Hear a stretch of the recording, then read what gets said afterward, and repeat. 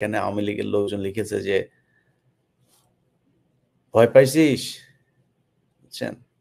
অবশ্যই ভয় পেয়েছে আওয়ামী লীগের মাদারবোর্ডেরা তোদের অবশ্যই ভয় পায়। তোরা তো সেই দল, রাজনৈতিক প্রতিহিংসার কারণে ৪৫,০০০ মানুষকে খুন করে ফেলছিস। একটা স্বাধীন একটা দেশের সদ্য স্বাধীন একটা দেশে।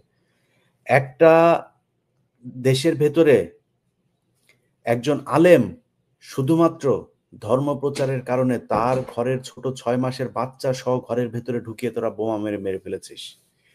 তোদেরকে ভয় পাওয়ার অনেক কারণ আছে। গান পাউডার দিয়ে মানুষ মেরেছিস।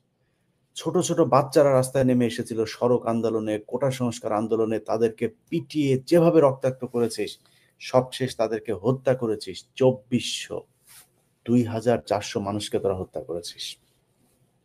তোদেরকে ভয় পাওয়ার অনেক কারণ আছে। ব্যাপক হিংস্র তোরা।